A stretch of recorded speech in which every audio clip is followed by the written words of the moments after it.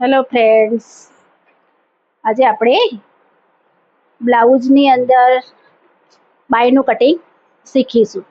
તો સૌથી પહેલાં આપણે બ્લાઉઝમાંથી તૈયાર જે બ્લાઉઝ છે એમાંથી આપણે સ્લીવનું કટિંગ કરવું હોય તો પહેલાં કઈ રીતે માપ લઈશું એ જોઈએ. તો આ બ્લાઉઝ છે તો એમાં સૌથી પહેલાં આપણે જેટલી પણ બાય કરવાની હોય એની આ લંબાઈ છે, તો આ રીતે લંબાઈ માપવાની. ત્યાર પછી અહીંથી તે અહીંયા આ માપવાનું બાયસેપ.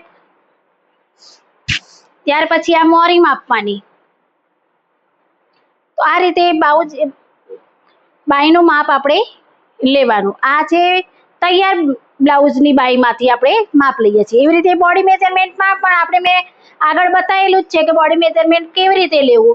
તો એમાં પણ એ રીતે અહીંયા બાય ગાળો ને એ રીતે લઈને આપણે એ કરવાનું છે. તો સૌથી પહેલા આપણે આ બાય તૈયાર છે એના ઉપરથી આપણે કટિંગ શીખીશું. તો આ જે બાય છે એ 10 ઇંચની બાય છે. તો 10 ઇંચની બાય છે. હવે આ પેપર કટિંગ છે પણ પેપરમાં આ ગળીવાળો ભાગ છે. અહીંયા મેં એક સીધું નિશાન કરી દીધું છે પેપરને સીધું કરવા માટે. હવે અહીંથી આપણે લંબાઈ માપવાની. તો 10 ઇંચની બાય છે તો એમાં 1 ઇંચ આપણે વધારવાનો. ઉપર અડધું ઇંચ આપણે શોલ્ડરમાં આપણે આવશે અને અડધું ઇંચ અહીંયા બાય બંને અડધો અડધો ઇંચ આપણે માર્જિનમાં જશે, એટલે 11 ઉપર આપણે નિશાન કરવાનું.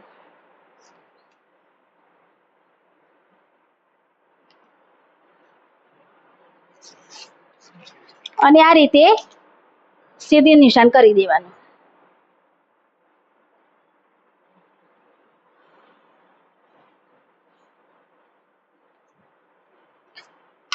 હવે આ અસ્તરવાળો બ્લાઉઝ છે એટલે આપણે 1 ઇંચ ઉમેર્યો છે. ધારો કે તમારે અસ્તર વગરનો બ્લાઉઝ હોય અને એમાં આપણે પટ્ટી જે હાથ સિલાઈ વાળી કરવાની હોય તો એમાં તમારે પટ્ટી વાળવા માટે 2 ઇંચ વધારે લેવાનું. અહીંયા જેમ 1 ઇંચ છે એની જગ્યાએ 2 ઇંચ લેવાનું.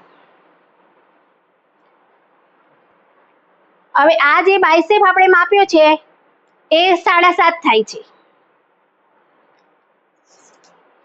તો અહીંથી 7.5 લઈ લેવાનું. પહેલા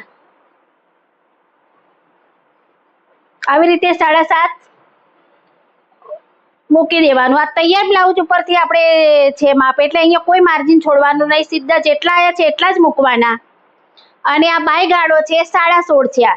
અહીંથી આપણે બાય ગાળો માપી લેવાનો. આ જે સિલાઈ કરી છે ત્યાંથી બાય ગાળો માપી દેવાનો. તો 16.5 ઇંચનો બાય ગાળો થાય છે. તો 16.5 છે તો એના અડધા કરો તો 8.25 થાય. પહેલા અહીંયા આપણે આમ સીધું નિશાન કરી દો. આ જે આપણે કર્યું નિશાન એમાં હવે 16.5 છે તો એના અડધા 8.25 થાય.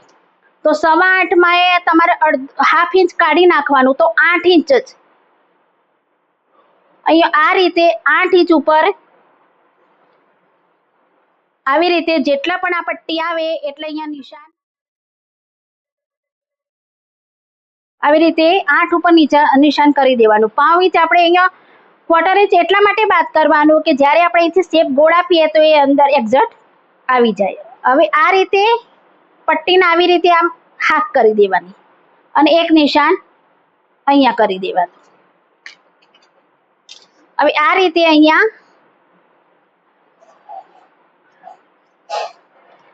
અહીંથી 0.25 જેટલું ત્રાસું નિશાન કરવાનું આપણે આ રીતે.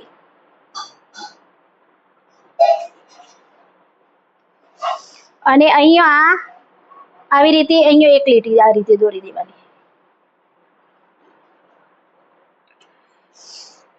અને અહીંયા આપણે શેપ આપી દેવાનું બાયનો આ રીતે.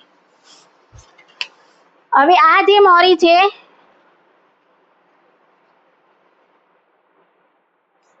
એ માપી દેવાની. તો અહીંયા 6.5 આવે છે. તો 6 ઇંચ ઉપર હું નિશાન લઉં છું આવી રીતે. આ નિશાનથી આ નિશાન અહીંયા જોઈન્ટ કરી દેવાનું.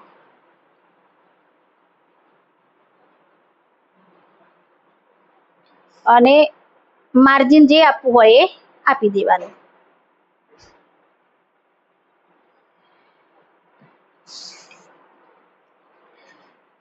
અહીંથી આ રીતે સીધું જ નિશાન અહીંયા કરવાનું અને કટિંગ કરી દેવાનું બાયનું.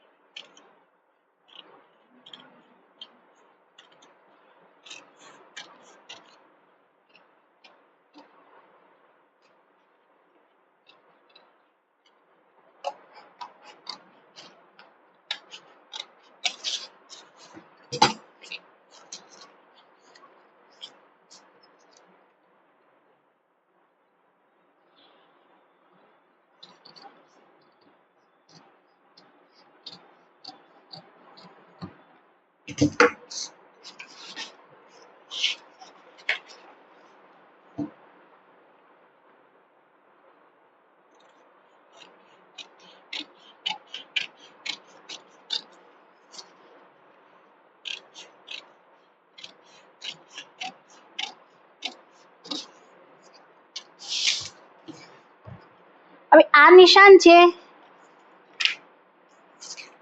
ત્યાંથી 1.5 ઇંચ લઈ લો.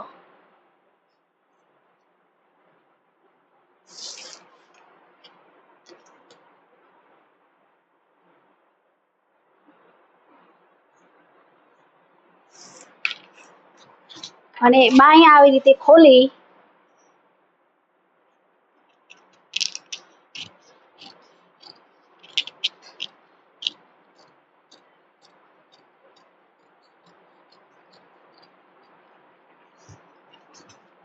આવી રીતે શેપ આપી દો.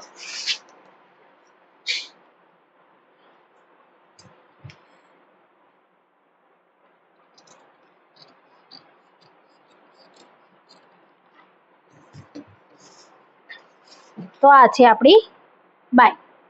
અહીંયા કટ આપી દેવાનો.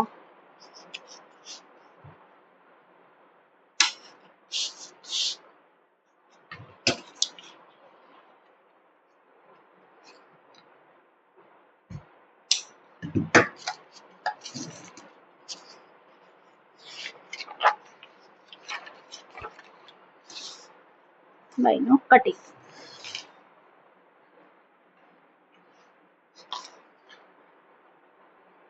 હવે બીજું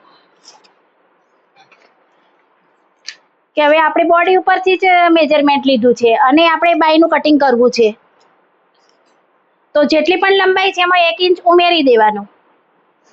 આ ગળીવાળો ભાગ છે. ધારો કે મારે 5 ઇંચની જ બાય કરવી છે તો અહીંયા આપણે 7 ઉપર નિશાન કરવાનું. હાથ સિલાઈ કરવી છે તો એટલું વધારે લઈ લેવાનું. ત્યાર પછી બોડી ઉપરથી બાયસેપનો જે માપ છે 14 છે, તો 14 ની અંદર હું 1 ઉમેરીશ તો 15 થશે. તો એમાં આપણે 7.5 એના અડધા કરી દેવાના. તો આવી રીતે 7.5 અને આ રીતે આપણે પેલા નિશાન કરી દેવાનું.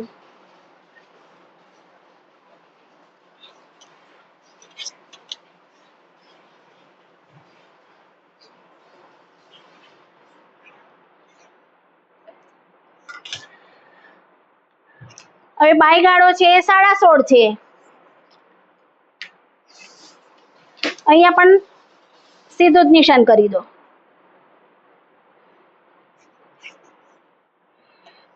અને અહીંયા 5 ઇંચ આવી રીતે કરી દો. હવે અહીંથી 16.5 છે એટલે એના અડધા 8.25 થાય. તો 8.25 માં 0.25 કાઢી દેવાનું તો 8 થી અહીંયા આ રીતે આપણે નિશાન આપવાનું.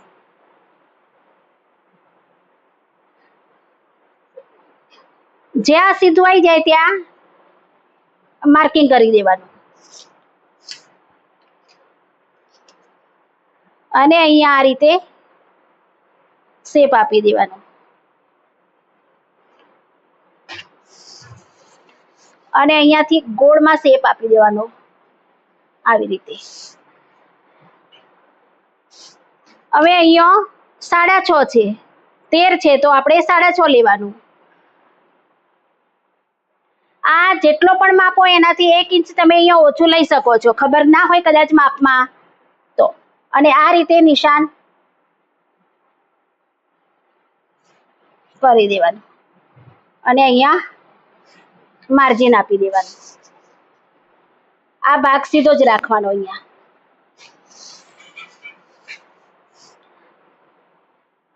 અહીંથી 1/2 ઇંચ લઈને પણ તમે પેલા શેપ આવી રીતે દોરી શકો છો.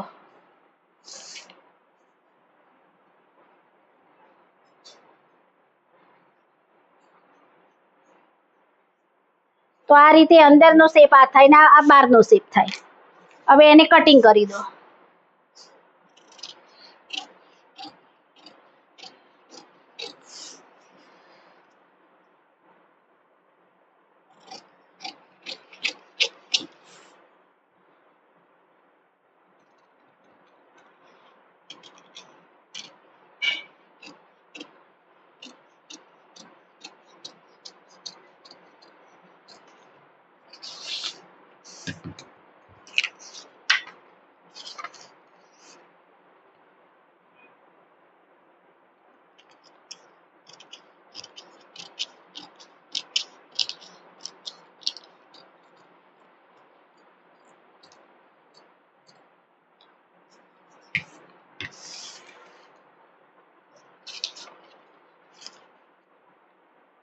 અહીંયા આવી રીતે કટ આપી દેવાનો.